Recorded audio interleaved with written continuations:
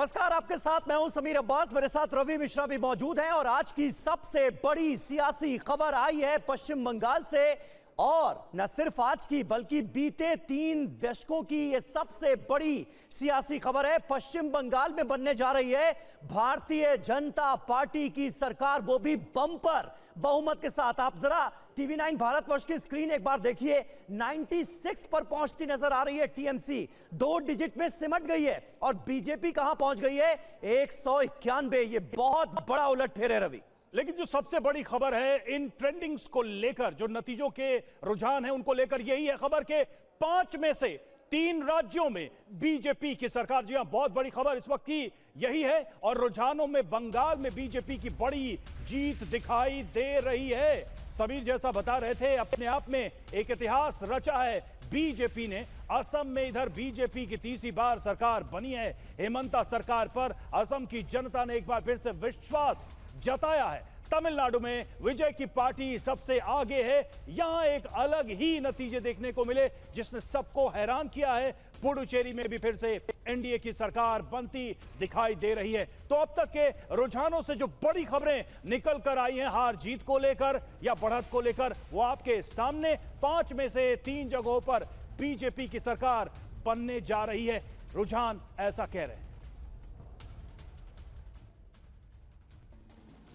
और देखिए, बड़ी खबर यह है कि पश्चिम बंगाल में बीजेपी की बहुत बड़ी जीत हुई है। रुझानों में बीजेपी को 2/3 बहुमत मिलता नजर आ रहा है।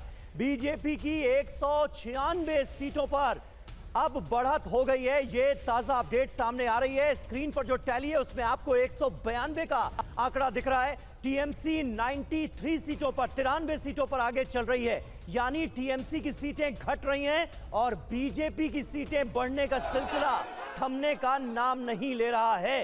तो ये एक बहुत बड़ी तस्वीर उभरती हुई नजर आ रही है। पश्चिम बंगाल में बहुत बड़ा उलटफेर करने में भारतीय जनता पार्टी कामयाब रही है और बीजेपी के कई नेता मान रहे हैं कि जो मिला है वो उम्मीद से भी ज्यादा है। टीएमसी के लिए, ममता बनर्जी के लिए बहुत बड़ा झटका, क्योंकि चौथी बार ममता सरकार बनेगी। टीएमसी की तरफ से ये दावे किए जा रहे थे, लेकिन ऐसा हुआ नहीं है। पश्चिम बंगाल में इतिहास बना है और पहली बार भारतीय जनता पार्टी की सरकार बनी। बिल्कुल, और इतिहास इसलिए भी है कि क्योंकि पिछली बार जो प्रदर्शन बीजेपी के था उसमें भी अनुमान किए जा रहे थे बीजेपी पिछड़ गई, लेकिन इस बार वो लाइन जो अंदाजा था उसको भी क्रॉस करती बीजेपी दिखाई दे रही है। और देखिए इधर खबर यह कि शुभेंदु अधिकारी नंदीग्राम सीट से आगे चल रहे हैं। 8702 वोटों से आगे चल रहे हैं शुभेंदु, ये जानकारी सामने आ रही है। नंदीग्राम में अब तक 7वें राउंड की वोटों की गिनती हुई है। बीजेपी का एक प्रमुख चेहरा पश्चिम बंगाल के चुनाव में, और वो इस वक्त जो जानकारी हम आपको दे रहे हैं, 7वें राउंड की वोटों की गिनती हुई है। 8702 वोटों से शुभेंदु चल रहे हैं आगे।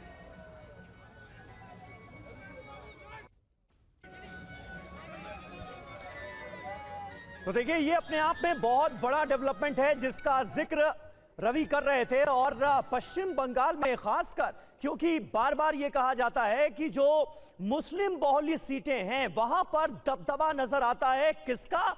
दीदी का, ममता बनर्जी का। तो जरा मुस्लिम बहुल्य सीटों का हाल हम जान लेते हैं। पश्चिम बंगाल में ऐसी सीटें जहां पर मुस्लिम वोट निर्णायक माने जाते हैं वो हैं 147। और देखिए यहां पर टीएमसी आगे नजर आ रही है। 80 सीटें टीएमसी के खाते में जाती हुई नजर आ रही है मुस्लिम बाहुल्य सीटों में। लेकिन खास बात यह है कि इन 147 सीटों पर भी बीजेपी ने अच्छा परफॉर्म किया है और 60 सीटें रवि यहां पर भी भारतीय जनता पार्टी हासिल करने में कामयाब हुई है। 20 का अंतर यहां पे दिखाई दे रहा। अगर बीजेपी के हिसाब से भी देखें तो ये अंतर भी उस तरह से नहीं, बहुत बड़ा गैप नहीं दिखाई दे रहा। अगर चूंकि हम बात कर रहे हैं मुस्लिम बहुल सीटों की, 147 सीटों की। अब जरा नजर डालते हैं कांग्रेस और लेफ्ट की। देखिए कांग्रेस की हालत, 2 सीटें यहां पर और लेफ्ट की 3 सीटें। ऐसा भी कहा जा रहा था कि मुस्लिमों का एक धड़ा शायद कांग्रेस की तरफ मूव कर रहा है, लेकिन अब जब रुझान सामने आ रहे हैं तो आप देखिए कांग्रेस के खाते में 2 सीटों पर वो बढ़त उनकी दिखाई दे रही है। लेफ्ट में भी ज्यादा इंप्रूवमेंट नहीं है अगर मुस्लिम वोटों के लिहाज से देखें। और अब हम दिखाने जा रहे हैं मतुआ बाहुल्य सीट पर क्या आलम रहा, क्या हाल रहा, क्योंकि अब जो रुझान सामने आए हैं उसमें देखिए सबसे बड़ी बात जो निकलकर सामने आ रही है वो ये है।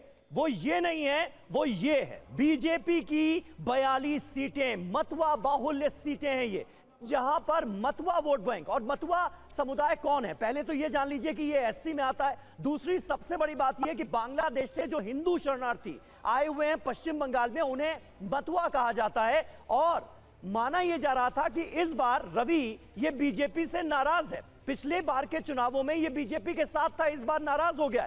लेकिन तस्वीर जो बता रही है वो ये है कि सारी नाराजगी को प्रधानमंत्री नरेंद्र मोदी के उन वादों ने दूर कर दिया। मतवा कम्युनिटी एक बार फिर बीजेपी के साथ 42 सीटों के साथ। और समीर, अमित शाह ने भी बहुत जोर देके कहा था कि नतीजों के बाद सीए का जो प्रोसेस है पश्चिम बंगाल में, उसे हम तेज करेंगे।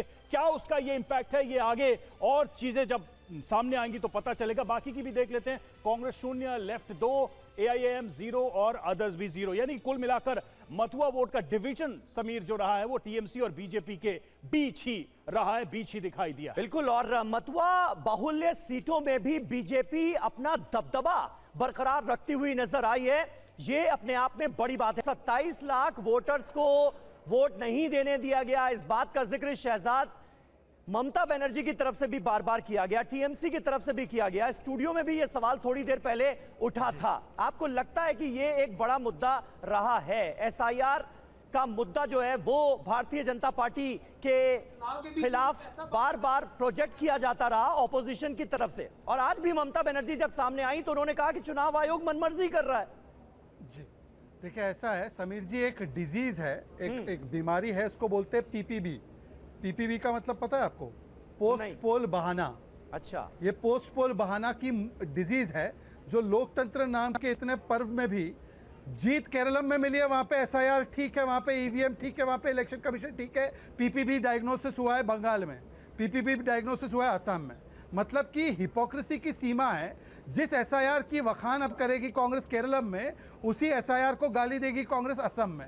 और अधीर रंजन चौधरी को तो पार्टी से निकाल ही दो भाई। अनिल यादव जी जैसे नेता भी आकर उनकी बातों को खारिज करते हैं। अधीर रंजन जी बोलते इतना फेयर चुनाव बंगाल में 30 वर्षों से नहीं हुआ। अब मैं अधीर रंजन को मानूं या मैं अनिल यादव को मानूं, मुझे समझ में नहीं आता। कांग्रेस की तो बीमारी कुछ और है। मैं अपनी बात पूरी कर लूं समीर भाई, मैं अपनी बात पूरी कर लूं। इनकी और एक बीमारी है, आराम से दीजिएगा जी। अच्छा समीर भाई देखो, आज अनिल की बातों का कुछ बुरा नहीं मानता, मैं बताऊं क्यों आपको। 10 सेकंड सुनना। अनिल वैसे तो मुझ पे गुस्सा कर रहे हैं टीवी पे, पर अनिल की पार्टी है रात को, पता है क्यों? डीएमके समाप्त, टीएमसी समाप्त, लेफ्ट समाप्त, इंडिया अलायंस का कौन नेता बचा? कांग्रेस। आज कांग्रेस पार्टी मूड में है एकदम वहां से वो कौन सा है वो मस्कट से लेकर दिल्ली तक पार्टी है उनकी। अनिल, इनके यहाँ पे गुस्से पे मत भरोसा कीजिए। सवाल का जवाब दीजिए। देखिए बीजेपी जो है वो मजे ले रही है इससे लेकर कि देखिए इंडिया गठबंधन के एक एक दलों को धीरे धीरे करके कांग्रेस पार्टी ने निपटा दिया, और अब खुश है कि अब भाई इंडिया गठबंधन के एकमात्र नेता जो है वो राहुल गांधी बचे, सर्वमान्य। भाई अपने साथियों को खत्म करने की राजनीति भारतीय जनता पार्टी की रही है। महाराष्ट्र में शिवसेना के 2 हिस्से कर दिए, उनका पूरा अस्तित्व खत्म कर दिया। ये हमें कहेंगे कि हम अपने पार्टनर्स के साथ क्या करते हैं। आज बिहार में जेडीयू की क्या हालत है भाई, हम नहीं देख रहे हैं क्या?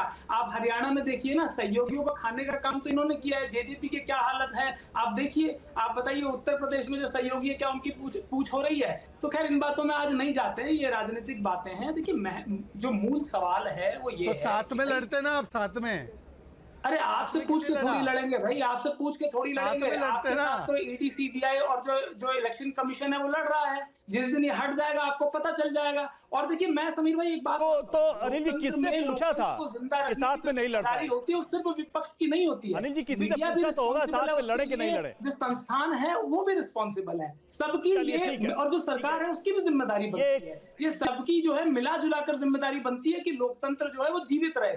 लेकिन जब सारे बाकी सब संस्थान एक तरफ होंगे और विपक्ष, ठीक है, लेकिन आज तो देखिए अनिल जी, आज तो समीर, आज तो बात आंकड़ों की होगी, आज तो बात नंबर्स की होगी, आज तो बात रुझानों की होगी। जो रिजल्ट्स आए हैं उनकी बात होगी, और उन्हीं के आलोक में, उन्हीं के प्रकाश में समीर सारा एनालिसिस हो भी रहा है। पार्टियां भी करेंगी, मुझे लगता है जो हारे हैं जीते हैं वो भी अपना आत्म मंथन करेंगे। और देखिए ममता का जो भरोसा है उसके अगर बरखिलाफ कह दे वर्सेस के लिए मोदी की गारंटी, इसमें किसका इंपैक्ट कैसा रहा, एक नजर जल्दी से उस पर हम डालते हैं बिग बॉल के माध्यम से। युवाओं पर बड़ा दांव, टीएमसी ने 1500 रुपए बेरोजगारी भत्ता दिया युवाओं पर बड़ा दांव लगाते हुए, और मोदी की गारंटी क्या थी? बीजेपी ने 3,000 रुपए बेरोजगारी भत्ते का वादा किया, इस रकम को सीधे बढ़ाकर डबल कर दिया गया। महिलाओं पर दांव देखिए, जैसा हम कह भी रहे हैं कि 1500 बनाम 3000 वाली फाइट यहां पर देखने को मिली। इस फाइट का क्या इंपैक्ट पड़ा है, यह भी एक एनालिसिस। और ममता बनर्जी ने लक्ष्मी भंडार के तहत 1500 रुपए दिए थे और बीजेपी ने 3000 रुपए महीने का वादा किया देने का, इसका भी बड़ा असर पड़ा। यानी बीजेपी ने यहां पर इस बार पुरानी गलती नहीं दोहराई, फ्रीबीज वाले आरोप नहीं लगाए। और सरकारी कर्मचारियों के लिए टीएमसी पर लगाए अनदेखी के आरोप, 45 दिन में 7वां वेतन आयोग लागू करने का वादा भी किया गया। तो ये सारे वादे भी थे चुनाव के दौरान, इसका इंपैक्ट भी पड़ा। 27 लाख वोटर्स को वोट नहीं देने दिया गया, इस बात का जिक्र शहजाद ममता बनर्जी की तरफ से भी बार बार किया गया, टीएमसी की तरफ से भी किया गया। स्टूडियो में भी यह सवाल थोड़ी देर पहले उठा था। आपको लगता है कि यह एक बड़ा मुद्दा रहा है? एसआईआर का मुद्दा जो है वो भारतीय जनता पार्टी के खिलाफ बार बार प्रोजेक्ट किया जाता रहा ऑपोजिशन की तरफ से, और आज भी ममता बनर्जी जब सामने आई तो उन्होंने कहा कि चुनाव आयोग मनमर्जी कर रहा है। जी देखिए, ऐसा है समीर जी, एक डिजीज है, एक बीमारी है, उसको बोलते हैं पीपीबी। पीपीबी का मतलब पता है आपको? पोस्ट पोल बहाना। अच्छा, ये पोस्ट पोल बहाना की डिजीज है जो लोकतंत्र नाम के इतने पर्व में भी जीत केरलम में मिली है, वहां पे एसआईआर ठीक है, वहां पे ईवीएम ठीक है, वहां पे इलेक्शन कमीशन ठीक है, पीपीबी डायग्नोसिस हुआ है बंगाल में, पीपीबी डायग्नोसिस हुआ है असम में। मतलब कि हिपोक्रेसी की सीमा है। जिस एसआईआर की वखान अब करेगी कांग्रेस केरलम में, उसी एसआईआर को गाली देगी कांग्रेस असम में। और अधीर रंजन चौधरी को तो पार्टी से निकाल ही दो भाई। अनिल यादव जी जैसे नेता भी आकर उनकी बातों को खारिज करते हैं। अधीर रंजन जी बोलते इतना फेयर चुनाव बंगाल में 30 वर्षों से नहीं हुआ। अब मैं अधीर रंजन को मानूं या मैं अनिल यादव को मानूं, मुझे समझ में नहीं आता। कांग्रेस की तो बीमारी कुछ और है। मैं अपनी बात पूरी कर लूं समीर भाई, मैं अपनी बात पूरी कर लूं। इनकी और एक बीमारी है, आराम से दीजिएगा जी। अच्छा समीर भाई देखो, आज अनिल की बातों का कुछ बुरा नहीं मानता, मैं बताऊं क्यों आपको। 10 सेकंड सुनना। अनिल वैसे तो मुझ पे गुस्सा कर रहे टीवी पे, पर अनिल की पार्टी है रात को, पता है क्यों? डीएमके समाप्त, टीएमसी समाप्त, लेफ्ट समाप्त, इंडिया अलायंस का कौन नेता बचा? कांग्रेस।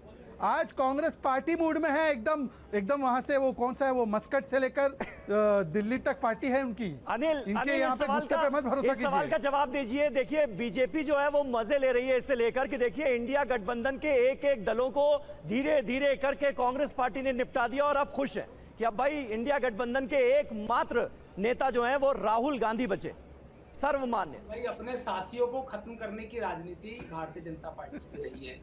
महाराष्ट्र में शिवसेना के 2 हिस्से कर दिए, उनका पूरा अस्तित्व खत्म कर दिया। ये हमें कहेंगे कि हम अपने पार्टनर्स के साथ क्या करते हैं। आज बिहार में जेडीयू की क्या हालत है भाई, हम नहीं देख रहे हैं क्या? आप हरियाणा में देखिए ना, सहयोगियों को खाने का काम तो इन्होंने किया है। जेजेपी की क्या हालत है आप देखिए। आप बताइए उत्तर प्रदेश में जो सहयोगी है क्या उनकी पूछ हो रही है? तो खैर इन बातों में आज नहीं जाते हैं, ये राजनीतिक बातें हैं। देखिए जो मूल सवाल है वो ये तो साथ में लड़ते ना, आप साथ में। अरे आपसे पूछ के थोड़ी लड़ेंगे भाई, आपसे पूछ के थोड़ी लड़ेंगे। आपके साथ तो ईडी सीबीआई और जो इलेक्शन कमीशन है वो लड़ रहा है। जिस दिन ये हट जाएगा आपको पता चल जाएगा। और देखिए मैं समीर भाई एक बात तो अनिल जी किससे पूछा था कि साथ में नहीं लड़ता होती है, उससे विपक्ष की नहीं होती है। अनिल जी किसी से पूछा तो होगा साथ में लड़े कि नहीं लड़े। जो संस्थान है वो भी रिस्पॉन्सिबल है सबकी, ये और जो सरकार है उसकी भी जिम्मेदारी बनती है। ये सबकी जो है मिला जुला कर जिम्मेदारी बनती है कि लोकतंत्र जो है वो जीवित रहे। लेकिन जब सारे बाकी सब संस्थान एक तरफ होंगे और विपक्ष, ठीक है, लेकिन आज तो देखिए अनिल जी, आज तो समीर, आज तो बात आंकड़ों की होगी, आज तो बात नंबर्स की होगी, आज तो बात रुझानों की होगी। जो रिजल्ट्स आए हैं उनकी बात होगी और उन्हीं के आलोक में, उन्हीं के प्रकाश में समीर सारा एनालिसिस हो भी रहा है। पार्टियां भी करेंगे, मुझे लगता है जो हारे हैं जीते हैं वो भी अपना आत्म मंथन करेंगे। और देखिए ममता का जो भरोसा है उसके अगर बरखिलाफ कह दे वर्सेस कह ले मोदी की गारंटी, इसमें किसका इंपैक्ट कैसा रहा, एक नजर जल्दी से उस पर हम डालते हैं बिग बॉल के माध्यम से। युवाओं पर बड़ा दांव, टीएमसी ने 1500 रुपए बेरोजगारी भत्ता दिया युवाओं पर बड़ा दांव लगाते हुए। और मोदी की गारंटी क्या थी? बीजेपी ने 3000 रुपए बेरोजगारी भत्ते का वादा किया, इस रकम को सीधे बढ़ाकर डबल कर दिया गया। महिलाओं पर दांव देखिए, जैसा हम कह भी रहे हैं कि 1500 बनाम 3000 वाली फाइट यहां पर देखने को मिली। इस फाइट का क्या इंपैक्ट पड़ा है, यह भी एक एनालिसिस। और ममता बनर्जी ने लक्ष्मी भंडार के तहत 1500 रुपए दिए थे और बीजेपी ने 3000 रुपए महीने का वादा किया देने का, इसका भी बड़ा असर पड़ा। यानी बीजेपी ने यहां पर इस बार पुरानी गलती नहीं दोहराई, फ्रीबीज वाले आरोप नहीं लगाए।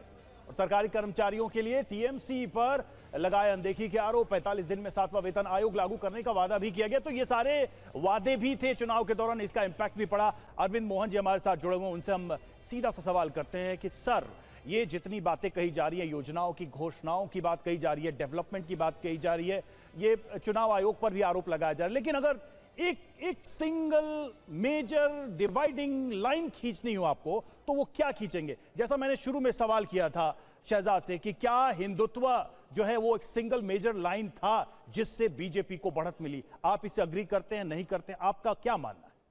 मेरे ख्याल से हिंदुत्व या फिर वो जैसे पिछली बार इन्होंने मटुआ पे कोशिश की थी, वो सब UEM जयपुर एक आदर्श लक्ष्य है। भावी छात्रों के लिए अच्छी नौकरी, भविष्य के लिए तैयार कौशल के साथ अच्छी शिक्षा। मुद्दा इस बार नहीं था। मुख्य मुद्दा गवर्नेंस है, और गवर्नेंस 15 साल का के एंटी इनकम्बेंसी का। हम सब लोग दिल्ली बैठ के ये मानते रहे कि SIR वगैरह के मसले पे जो ममता ने उसका विरोध काफ़ी किया, उसने इस फैक्टर को रिप्लेस कर दिया है और SIR ही ऊपर हो गया। ऐसा हुआ नहीं। चुनाव से साफ लग रहा है कि एंटी इनकम्बेंसी इशू था और वायलेंस को कांग्रेस सेंटर ने रोक दिया अपनी ताकत से। हालांकि वो रोकने का प्रोसेस भी काफ़ी वायलेंट है, उसको मैं बहुत सामान्य नहीं मानूंगा, लेकिन उसने रोक दिया। लोगों ने अपनी मर्जी से वोट दिया है और एंटी इनकम्बेंसी इशू ऊपर आ। तो सर, फिर एक कंपैरेटिव क्वेश्चन भी है कि असम में ये एंटी इनकम्बेंसी नहीं था, प्रो इनकम्बेंसी था, और बंगाल में था। ऐसा क्यों था?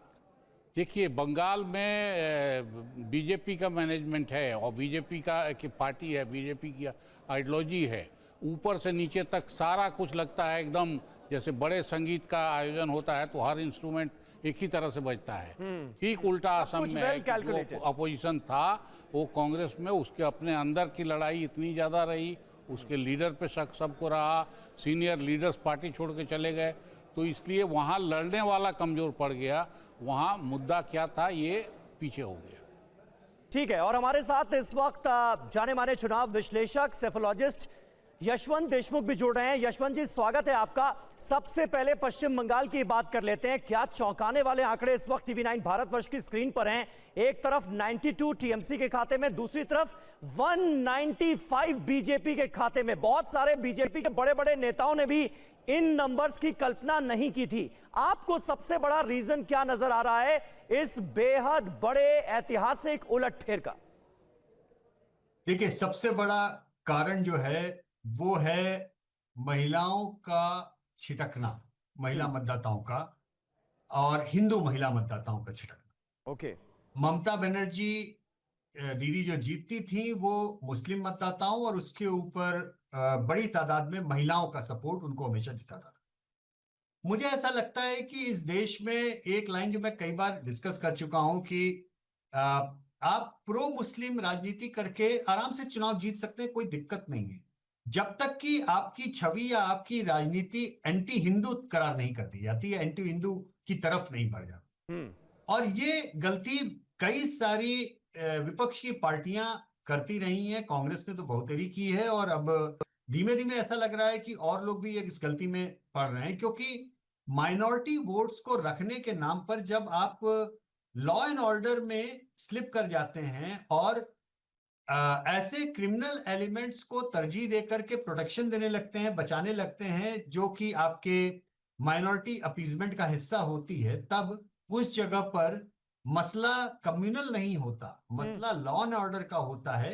लेकिन लोग उसको फिर कम्युनल तरीके से देखने लगते हैं, क्योंकि उनको समझ में आता है कि एक तरफ का जो क्रिमिनल है, एक तरफ के जो गलत लोग हैं, उनको आप इसलिए आंख मूंद करके छोड़ रहे हैं क्योंकि आपका वो वोट बैंक बनाते हैं। लेकिन जो सफर करने वाली, जिनको तकलीफ हो रही है, आम जनता, और खास तौर पे जब पश्चिम बंगाल की चुनावी हिंसा और बाकी हिंसा की बात होती तो हम न भूलें कि हिंसा का सबसे ज्यादा जो असर होता है वो महिलाओं के ऊपर होता है। तो बावजूद इसके कि ममता बनर्जी बहुत पॉपुलर रही, बावजूद इसके कि ममता बनर्जी महिला सशक्तिकरण का बहुत बड़ा नारा रही, लेकिन मुझे लगता है कि उनसे ये चूक हुई, गलती हुई कहीं पर कि माइनॉरिटी अपीजमेंट की पॉलिटिक्स में वो एक पतली लाइन जो होती है न्याय प्रियता की, कि न्याय होना ही नहीं चाहिए, दिखना भी चाहिए, कहीं ना कहीं उस लाइन को वो मिस कर गई। उनके जो नीचे के लेवल के लोगों की गुंडागर्दी थी, जो हफ्ता वसूली थी, जो करप्शन था, वो भले ही उस करप्शन का छींटा ममता दीदी की साड़ी पे एक भी छींटा ना पड़ा हो, लेकिन उनकी पार्टी के दरवाजे पे तो आके वो घड़ा फूटना ही था, वो फूट गया। यानी मुझे यशवंत जी आप ये कह रहे हैं कि ये जो एंटी हिंदू पार्टी होने का ठप्पा लगाया जाता है और ऑपोजिशन ये कहता है कि बीजेपी इस खेल में बहुत माहिर है। यूपी में Samajwadi party anti Hindu, Congress anti Hindu, Paschim Bengal में ममता बनर्जी एंटी हिंदू, तमिलनाडु में डीएमके एंटी हिंदू, ये जो आरोप लगाया जा रहा है बीजेपी की तरफ से वो चिपक भी जा रहा है इन पार्टीज पर इनकी अपनी हरकतों की वजह से। वो चिपक इसलिए रहा है नहीं है कि बीजेपी इन पे चिपका रही है। आपने जो दूसरी लाइन अपनी बोली ना, इन पार्टियों की हरकतों से, वो चिपक उनकी अपनी हरकतों से लग रहा है। भाई हम आपको कुछ भी चिपकाना चाहें, जब तक आप अपने ऊपर चिपकने न दे तो जबरदस्ती थोड़ी ना चिपक जाए। राइट। तो समस्या यह है कि सत्ता में आने के बाद में सत्ता में बने रहने के लिए जब इन पार्टियों को लगता है कि नहीं माइनॉरिटी वोट हमको मिल रहा है, लेकिन इसको बनाए रखने के लिए हमको उन सब चीजों से आंख मूंद लेना जरूरी है जो कि ये इनके यहाँ के गलत एलिमेंट्स कर रहे हैं। अब सारे मुसलमान क्रिमिनल तो नहीं है ना, और ना सारे क्रिमिनल्स मुसलमान हैं। हाँ। लेकिन ऐसा क्यों लगता है कि आपको जब पश्चिम बंगाल की लॉ एंड ऑर्डर सिचुएशन की जो तमाम खबरें जिनके ऊपर इतना नेशनल हेडलाइंस, लेकिन यशवंत जी एक चीज जो सरप्राइज करती है भाई, ये बीजेपी की पॉलिटिक्स कोई छुपी दबी या कोई हिडन तो है नहीं, ये बहुत ओपन है। और ममता बनर्जी भी कोई नई नेता नहीं है, मतलब वाजपेयी के युग से वो अपनी राजनीति करती रही है और बहुत ही सक्सेसफुल पॉलिटिक्स की है उन्होंने बंगाल और बंगाल के बाहर भी। क्या इस तरह की रणनीति को वो समझ नहीं पाई या उसको इग्नोर किया? क्या टीएमसी के पास, ममता बनर्जी के पास संतुलन बनाने का कोई रास्ता नहीं था बंगाल में? भाई ऐसा तो था नहीं कि हिंदू वोटर्स उनके साथ नहीं थे या 100% सिर्फ मुस्लिम वोटों के बदौलत वो सत्ता में थी। वो बैलेंस करने की क्या इच्छा नहीं थी या फिर वो हो नहीं सकता था या उसकी जरूरत नहीं थी? टेकन फॉर ग्रांटेड लिया उन्होंने, मुझे ऐसा लगता है। टेकन फॉर ग्रांटेड इस तरह से लिया, अगर आप 2011 का परिवर्तन वाला जनादेश उठा करके देखें, जहां ममता बनर्जी के वोटों में आप 50-50 पाएंगे कि 50% जो था कि हिंदू वोट रहे होंगे, 50% मुसलमान वोट रहे होंगे। धीमे धीमे पिछले 15 सालों में वो शिफ्ट होता चला गया, और जैसे जैसे वो कॉम्पोजिशन शिफ्ट होता चला गया, उनकी अपनी जो कार्य पद्धति थी गवर्नेंस के लेवल पे, वो कहीं कहीं दुर्भाग्यपूर्ण तरीके से स्क्यू होती चली गई। और जितनी वो स्क्यू होती चली गई, मुझे लगता है कि वो उस तरीके की राजनीति का चस्पा अपने आप उन पे और गाढ़ा होता। और एक बात और मैं महत्वपूर्ण कहना चाहूंगा, भाजपा को बधाई, उन्होंने जीता, लेकिन मुझे ऐसा लगता है कि बहुत ढेर सारे बड़े फूलों का एक गुलदस्ता और संदेश और रसगुल्ला की बड़ी बड़ी टोकरियां उन्हें दरअसल बांग्लादेश में मोहम्मद यूनुस साहब को भेजनी चाहिए। क्योंकि और संदेश और मिठाई के साथ, मिष्टी दोई के साथ आजकल झालमुड़ी भी चल रही है। आज सुबह से मैं देख रहा हूं, जब से ये तय हुआ है कि बीजेपी की सरकार बनने जा रही है, झालमुड़ी भी खूब बट रही है और झालमुड़ी का स्वाद आ रहा है बीजेपी वालों को और मिर्ची लग रही है ऑपोजिशन वालों को, टीएमसी वालों को। शहजाद पूनावाला, जरा बताइए कि अब आपकी सरकार बनने जा रही है पश्चिम बंगाल में, कौन से वो बड़े काम होंगे जो कि प्रायोरिटी पर होंगे? और सबसे पहले तो ये बता दीजिए कि शुवेंदु अधिकारी ही मुख्यमंत्री बनने जा रहे हैं या फिर कोई सरप्राइज होगा? देखिए ऐसा है समीर भाई, मेरी पार्टी कोई माँ बाप और भाई बहन की पार्टी तो है नहीं कि भाई घर में और किचन में डिसाइडेड हो। हमारी पार्टी का इंस्टीट्यूशनल प्लेटफॉर्म है, विधायक साथ में आएंगे, पार्लियामेंट्री बोर्ड में तय होगा और फिर ही पता चलेगा। और वैसे भी ये बात मेरे लेवल की बात नहीं है, मेरे से कहीं ऊपर पार्लियामेंट्री बोर्ड और विधायक दल ये तय करता है। लेकिन आसाम में तो तय था ना पहले से ही, हिमंता बिस्वा शर्मा ही बनेंगे। अब पश्चिम बंगाल में आप लोगों ने तय नहीं किया क्योंकि लग रहा था कि भाई ममता बनर्जी के स्टेचर का कोई नेता भारतीय जनता पार्टी में तो है नहीं, शुवेंदु अधिकारी को खड़ा करते या डिक्लेयर कर देते तो उसका नुकसान हो जाता, यही वजह थी या कुछ और था?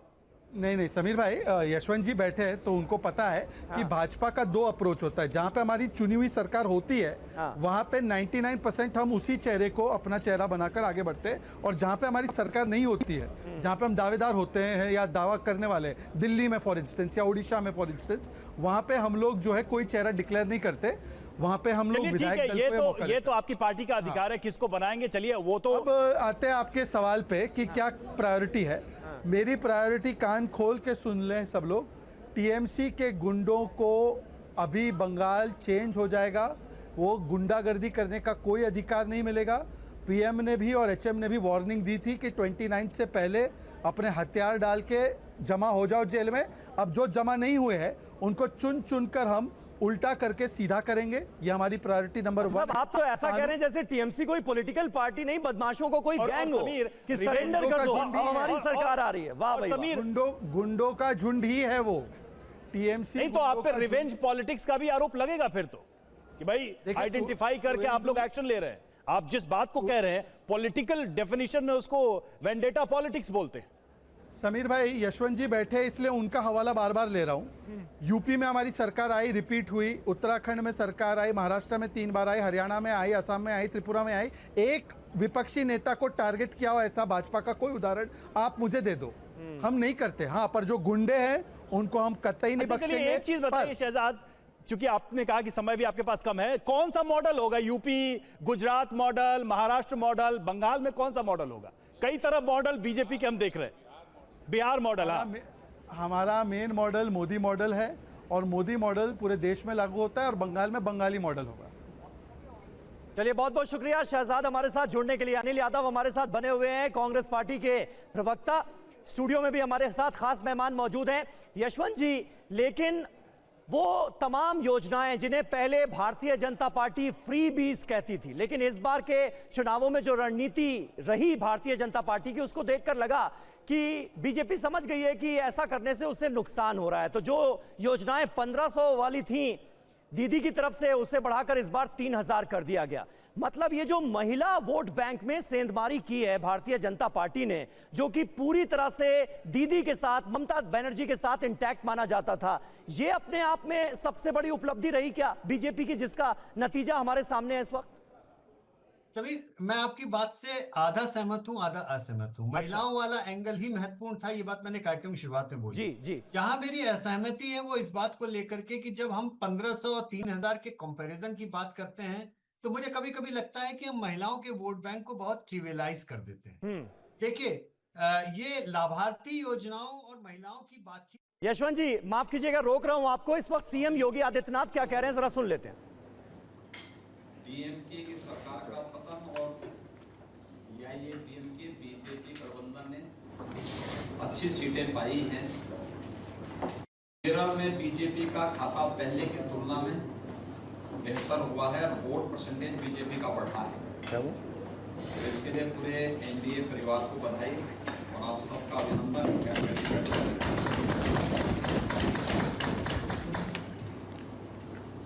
शुरू हो जाए कैबिनेट के आइटम। चलिए ठीक है, योगी आदित्यनाथ को आप सुन रहे थे। यशवंत जी, अपनी बात जल्दी से कंप्लीट कर लें। जी, मैं केवल ये कह रहा हूं कि महिला मतदाता जो देश में एक वोट बैंक तैयार हुआ है, हाँ। वो केवल कुछ पैसों के लिए वोट दे रहा है या वैसा, ये इसको उस तरीके से नहीं देखना चाहिए। मुझे लगता है कि महिलाओं के सरोकार सर्वांगीण होते हैं, वो परिवार से जुड़े होते हैं, समाज से जुड़े होते हैं। उनके अकाउंट में जाने वाला जो पैसा होता है वो वापस देश में लगता है। और मैं माफी चाहूंगा, लेकिन पुरुषों को जो 70 साल तक पाउच और पैसे बांटने की प्रवृत्ति के ऊपर चुनाव लड़ने की जो बात होती थी, वो पैसा केवल और केवल गटर में जाता है।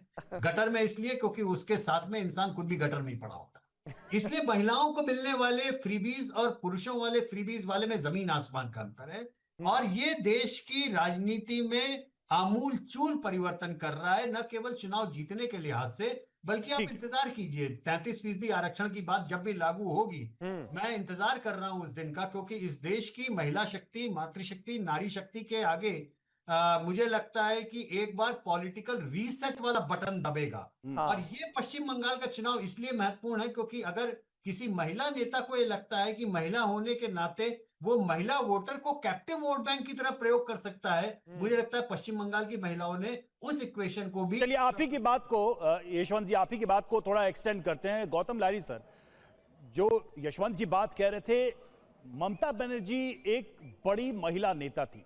महिलाओं के वोट बैंक, चाहे उनको सेंटर में रख के जो योजनाएं थी, उनके लाभ की बात और उनके रिजल्ट में कन्वर्ट होने की बात कही जा रही थी। ये बात ममता बनर्जी कैसे रीड नहीं कर पा रही हैं, या कर पा रही थी, ये इग्नोर करती जा रही थी, या जो कर रही थी वो बहुत कम कर रही थी? जैसे यशवंत जी ने कहा, टेकन फॉर ग्रांटेड, वो टेकन फॉर ग्रांटेड भी लेके चली कि मैं महिला फेस हूं, महिला मुझे वोट करेगी ही करेगी। आप इसको कैसे देखते हैं? ममता बनर्जी क्या इग्नोर कर रही थी महिला वोटर की ताकत को, या फिर वो समझ नहीं पा रही थी? देखिए, ये समझ इस बार थर्ड टर्म में तो ये क्लियर हो रहा था कि केवल मात्र 1500 रुपया देने से ही महिला खुश नहीं थे, क्योंकि वो चाह रहे थे कि उनका जो बच्चे है, बेटा बेटी, उसको कोई क्या होगा, भविष्य क्या होगा। वो एक उसका जो एस्पिरेशन जिसको कहा जाता है, वो भाजपा ने अपना मैनिफेस्टो में जिक्र किया। भले ही बीजेपी नेता जो कहे, मैं चाहूंगा कि 100 दिन का अंदर जो मैनिफेस्टो में कहा गया उसका एक कामकाज वो शुरू लागू करे, ताकि भाजपा का वोट बैंक जो अभी मिला है वो कंसोलिडेट हो जाएगा। ममता बनर्जी जो ये है, जो केंद्र सरकार के साथ जो मिल के कहीं पर ही काम करना था वो नहीं किया है, बात सही है। जैसे वहाँ पे बहुत सारी महिला का स्कीम, उज्ज्वला स्कीम लागू नहीं हुआ। ममता वो उनको लगता था कि शायद इसमें केंद्र सरकार का ज़्यादा प्रचार होगा, मेरा प्रचार कम हो जाएगा, तो मैं जो कर रहा हूँ, मैं जो दे रही हूँ, इसके ऊपर बेसिस पे ही हमारा महिला वोट देते रहेंगे। ये तो सत्ता में बहुत दिन रहने के बाद ना एक हो जाता है सबको कि सर, आपको माफ कीजिएगा, बीच में रोक रहा हूं। अरविंद मोहन जी, कांग्रेस पार्टी एक और राज्य में सरकार बनाने जा रही है, इससे ज्यादा और कोई प्लस पॉइंट तो नजर आ नहीं रहा है। और जो बाकी राज्यों में, खास करके पश्चिम बंगाल में जो स्कोप था, वो धीरे धीरे हम देख रहे हैं खत्म होता जा रहा है। असम में कर सकते थे लेकिन नहीं किया, ये बात कही जा रही है। तो कांग्रेस पार्टी के लिए इन चुनावों में, 5 राज्यों के विधानसभा चुनाव के नतीजों में क्या ऐसी चीज है जो कि बड़ी सीख है, जहां पर काम करना चाहिए, ये कांग्रेस को समझ आ जाना चाहिए कम से कम इन नतीजों के बाद? देखिए, केरल में मैं मानता हूं कि कांग्रेस के कई गुट हैं, हाँ, और कई गुट रहे हैं चुनाव में, और एक दूसरे से होड़ होती रही टिकट से लेके आखिर तक। और अभी चीफ मिनिस्टर चुनने में भी आप देखिएगा वहाँ आसानी नहीं होगी। ये दिक्कत आप याद करिए तो कर्नाटक में भी हुआ। बिल्कुल। तो इसलिए कांग्रेस ये मान के न चले कि लीडर और सारे फैसले पहले कर लेने से फायदा होता है। ये छोड़ने से भी फायदा होता है, और हर आदमी compete करे, कोई एजेंडा लेके आप जाइए और सब लोगों को अवसर दीजिए, इसका भी लाभ होता है। ये केरल भी बता रहा है, ये असम भी बता रहा है, हाँ, ये कर्नाटक भी बता रहा है कि कर्नाटक में जब आपने दोनों गुटों को छोड़ दिया आजाद कि आप करिए, और आज तक भी वो compete कर रहे हैं। ये छत्तीसगढ़ में पिछली बार हुआ। तो इस तरह की जब पॉलिटिक्स आप करेंगे और ईमानदारी से फैसले करके फिर अपने मसले सुलझाएंगे तो पार्टी चलेगी। सारा कुछ एक दफे तय करके और चला, और नहीं तो विदेश घूमने चले जाइए, देश में चले जाइए। आप जब देखिए बीच चुनाव से सबसे बड़ा नेता उनका कहाँ गायब हो जाता है। अभी इसी तमिलनाडु में जो इतनी दुर्गति हुई है, इतना बढ़िया अलायंस हो गया, उसमें कितने दिन गए हैं और कहाँ गए हैं, ये सवाल। सर, केरल में हम और भी बात करेंगे, क्योंकि एक ऐसा गढ़ है केरल जिसको बीजेपी भेद पाने में अब तक नाकाम रही है। उसके पीछे की वजह को भी हम समझने की कोशिश करेंगे, सवाल आगे करेंगे। लेकिन इस बीच देखिए खबर आ रही है, बड़ी खबर है। ममता के काउंटिंग एजेंट का आरोप सामने आया है। हमारे साथ मारपीट हुई है, टीएमसी एजेंट ने यह कहा है। आरोप लगाने वाले एजेंट सेंटर से निकले, 12 राउंड के बाद काउंटिंग छोड़कर वो निकले हैं, और आरोप लगाया है कि हमारे साथ मारपीट हुई है, हमारे साथ मारपीट हुई है। ये टीएमसी के पोलिंग एजेंट्स कह रहे हैं। आरोप लगाने वाले सेंटर से बाहर निकल आए। সবাইকে বেরিয়ে যাচ্ছে। हाँ, बेर कर दी। अभी जब काउंटिंग पूरी नहीं हुई, फिर बीच में से क्यों निकल गए आप लोग? क्या हुआ बबलू दा, थोड़ा बताइए क्या हुआ? ममता बनर्जी जेतार संभावना कतटा बबलू दा? उन्होंने तो एक मैसेज दिया कि कोई भी छोड़ेगा नहीं काउंटिंग सेंटर, और आप निकल रहे हैं। एक बार बताइए आप निकल क्यों रहे हैं? ये देखो बोले जेतार संभावना আছে মমতা ব্যানার্জির।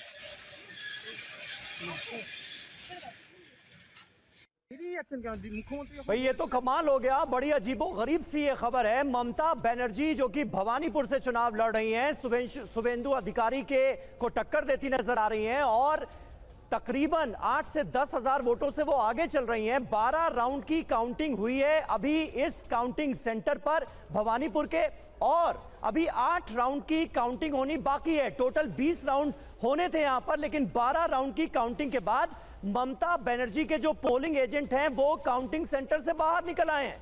बताइए, अंदर काउंटिंग चल रही है और ममता बनर्जी के पोलिंग एजेंट बाहर आ गए और उन्होंने कहा कि हमारे साथ मारपीट की गई है, इसलिए उन्होंने काउंटिंग सेंटर ही छोड़ दिया है। गौतम दा, कैसे देखते हैं आप इस खबर को? ये तो बड़ी हैरान करने वाली खबर। मुझे तो लग रहा है कि शुभेंदु अधिकारी जैसे कहा था कि आखिरी मोमेंट में वो जीत जाएंगे, हाँ। अभी पता नहीं इसका पहला वाला चरण वही दिखाई दे रहा है कि नहीं।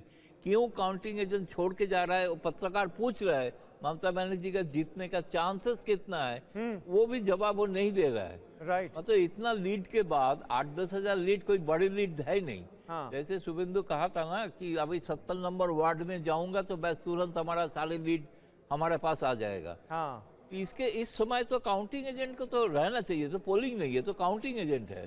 Counting agent. अनिल यादव हमारे साथ मौजूद हैं कांग्रेस पार्टी से। अनिल जी, क्या कहेंगे इन आरोपों पर? ममता बनर्जी के पोलिंग एजेंट ही बाहर आ गए, कहने लगे कि काउंटिंग सेंटर में मेरे साथ मारपीट हुई है। बताइए, अभी 8 राउंड की काउंटिंग बाकी है और उनके पोलिंग एजेंट ही वहां नहीं है।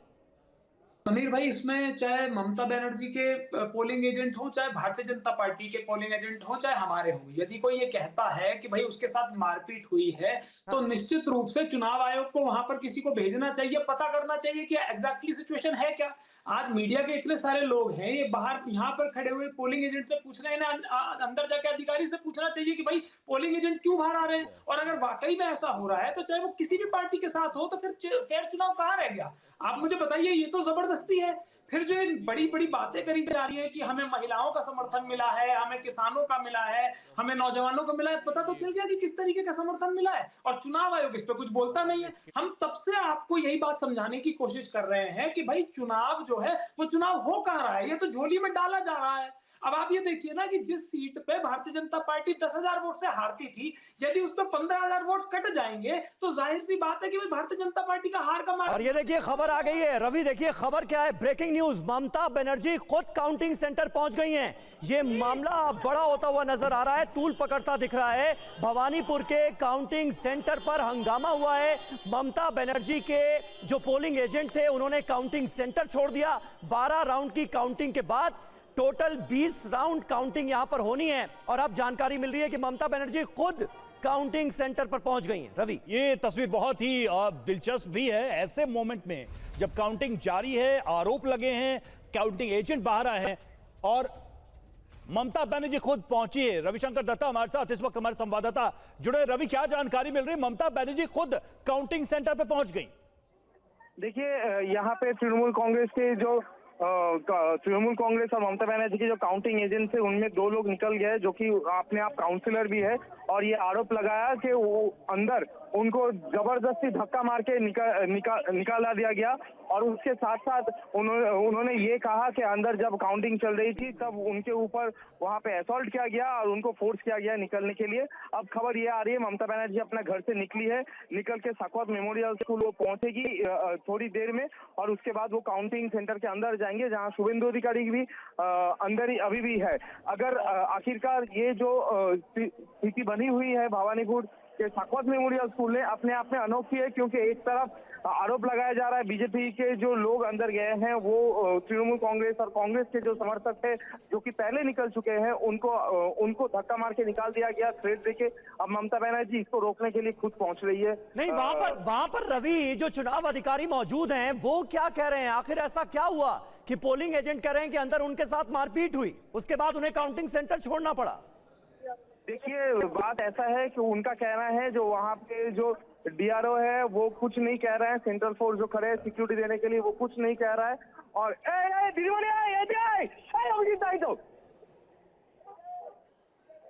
ममता बनर्जी विदाउट सिक्योरिटी पहुंचे हैं, ममता बनर्जी विदाउट सिक्योरिटी पहुंचे हैं, ममता बनर्जी विदाउट सिक्योरिटी पहुंच चुकी है। यहाँ पे ममता निकाल दिया गया है दीदी आपके एजेंट को। हाँ दीदी, इस कैमरा के सामने उन्होंने कहा कि वो निकाला गया। ममता बनर्जी सामने है, आप देख सकते हैं विदाउट सिक्योरिटी ममता बनर्जी पहुंचे हैं और वो जा रही है अंदर जा रहा है। ममता बनर्जी ने आरोप किया कि बहुत सारे एजेंट को मार के निकाला गया है। एक्सक्लूसिवली TV9 भारतवर्ष के वीडियो कैमरा पे आप ये देख रहे थे, और ममता बनर्जी पहली बार शायद ऐसा हुआ है विदाउट सिक्योरिटी, बस अपना पर्सनल सिक्योरिटी लेके वो यहाँ पे पहुंची है और वो ये कह रही है कि बहुत सारे एजेंट को यहाँ से निकाला गया है। दत्ता हमारे सहयोगी जो कि ममता बनर्जी से खुद बात कर रहे थे, ममता बनर्जी वहां पर पहुंची हैं और उन्होंने यह आरोप लगाया है कि उनके कई पोलिंग एजेंट्स के साथ मारपीट की गई है, इसलिए वो काउंटिंग सेंटर पहुंच रही हैं और सुरक्षा के तामझाम के बिना ममता बनर्जी काउंटिंग सेंटर पहुंची हैं। रविशंकर दत्ता वहां पर मौजूद हैं, उनसे बात कर रहे थे। रवि, यहां पर यह मामला कहीं ना कहीं बड़ा होता हुआ नजर आ रहा है और ऑपोजिशन की तरफ से अब यह आरोप लगाए जा रहे हैं कि फ्री एंड फेयर इलेक्शन कैसे रह गया जब पोलिंग एजेंट्स के साथ इस तरह से मारपीट की जा रही है। कांग्रेस पार्टी के प्रवक्ता अनिल यादव भी अभी यही कह रहे थे हमारे साथ चर्चा में। अभी वहां पर क्या स्थिति है, जरा बताएं। देखिए, अभी ममता बनर्जी अंदर गई है और पुलिस के साथ सिक्योरिटी फोर्सेस के यहाँ पे बदानुबाद हो रही है, यहाँ पे चिल्लामिल्ली हो रही है। लेकिन ये भी बात है कि ममता बनर्जी सिर्फ अपना पर्सनल सिक्योरिटी को लेके अंदर पहुंची है और वो ऊपर जा रही है जहाँ पे काउंटिंग हो रही है।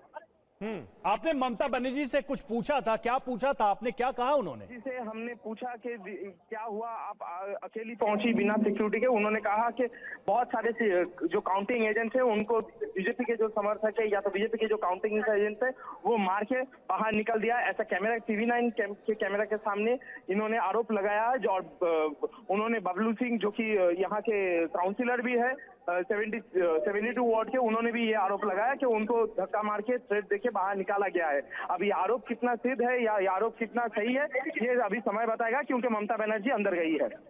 रवि, जरा मुझे बताइए, क्योंकि मुझे याद आ रहा है कि शुभेंदु अधिकारी ने इस सीट पर जो काउंटिंग चल रही है उसको लेकर यह कहा था कि शुरुआती राउंड्स में भले ही ममता बनर्जी आगे रहें, लेकिन जो अंतिम राउंड्स हैं उसमें बीजेपी बहुत तेजी से आगे जाएगी। और 12 राउंड की काउंटिंग के बाद ये पूरा ड्रामा इस वक्त हमें देखने को मिल रहा है। पोलिंग एजेंट बाहर निकल आते हैं, कहते हैं हमारे साथ मारपीट की गई है और अभी जो लास्ट के 8 राउंड हैं वो बाकी है, काउंटिंग अभी चल रही है।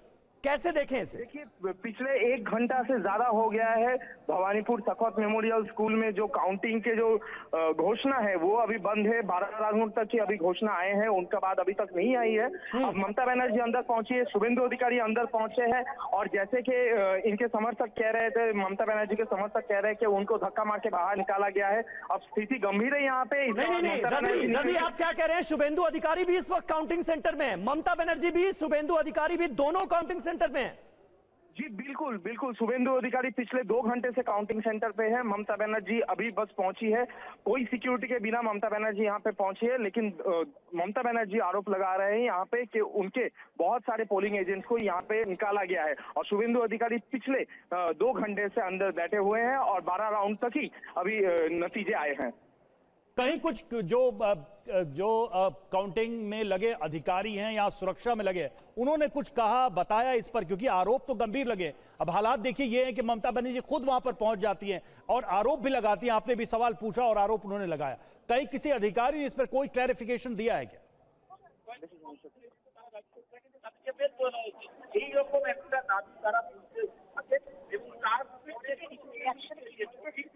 रवि, क्या सुन पा रहे हैं आप मुझे?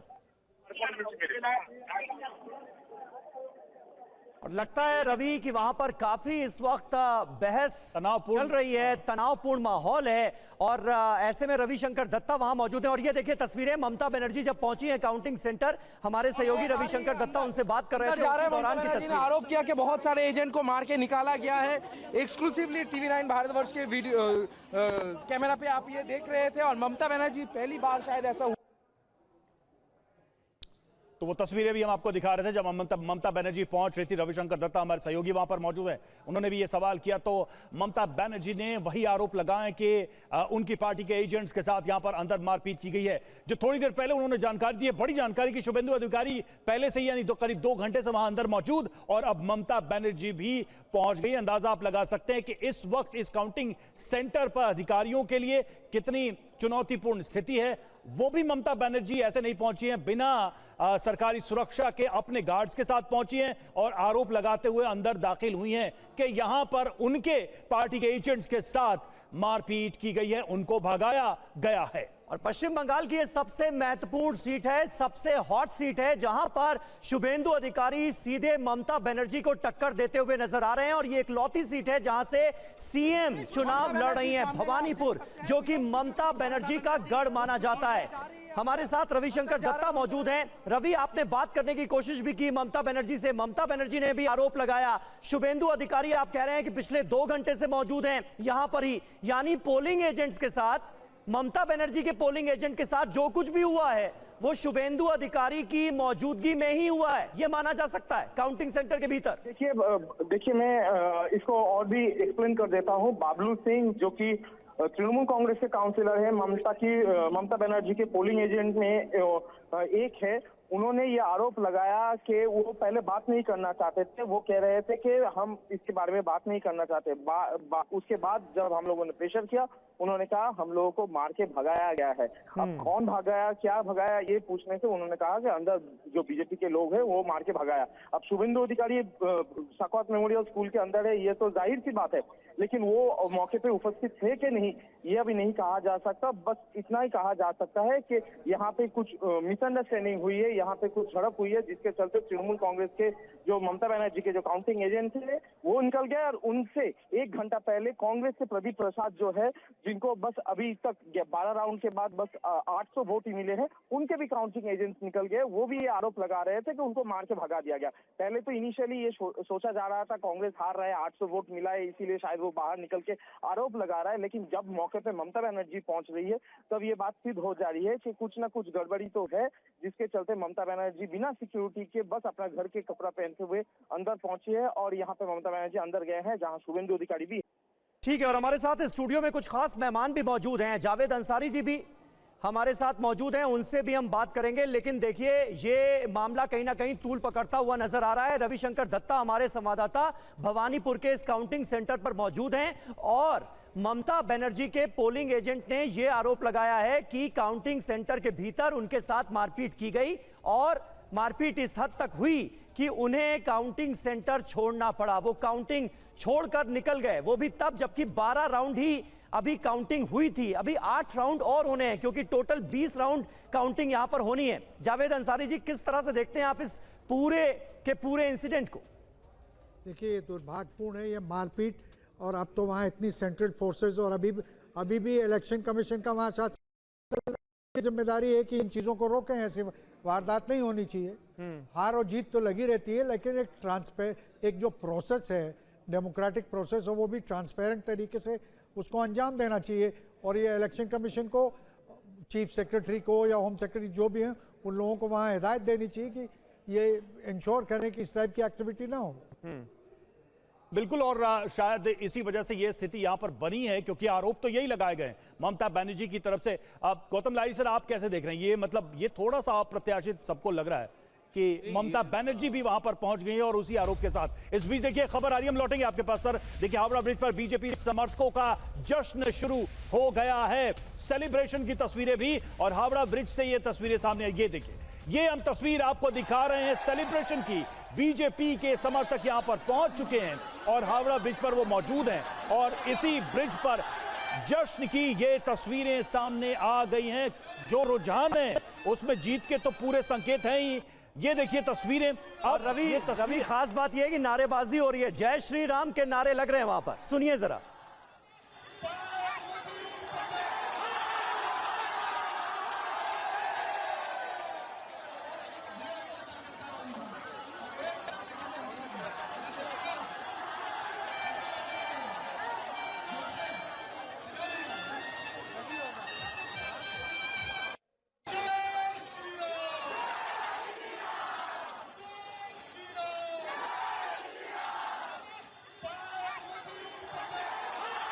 तो देखिए ये 2 तस्वीरें आपको दिखा रहे हैं। पहली तस्वीर हावड़ा ब्रिज की है, और दूसरी तस्वीर में आप देखिए कि जगह जगह किस तरह से सेलिब्रेशंस हो रहे हैं। कुछ जगहों पर झड़प भी हुई है, कुछ चिंताजनक तस्वीरें भी सामने आई हैं। और ये तस्वीर आपको दिखा रहे हैं, एक तरफ हावड़ा ब्रिज की तस्वीरें जहां पर हजारों की संख्या में लोगों की भीड़ नजर आ रही है, जश्न मनाया जा रहा है, रंग गुलाल खेला जा रहा है, जय श्री राम के नारे लग रहे हैं, भारतीय जनता पार्टी का झंडा जो है वो हर जगह नजर आ रहा है। और कई जगहों से ये खबरें हैं कि टीएमसी और बीजेपी के कार्यकर्ताओं में झड़प भी हुई है, एक बाइक रैली भी निकाली गई है, ऐसा लग रहा है। हालांकि कानून व्यवस्था के मुद्दे पर को गंभीरता से लेते हुए आज ये फैसला लिया गया था कि कोलकाता में जो विजय जुलूस निकाला जाना है वो नहीं निकाला जाएगा। लेकिन अब जगह जगह से सेलिब्रेशन की तस्वीरें तो सामने आ रही हैं। रवि,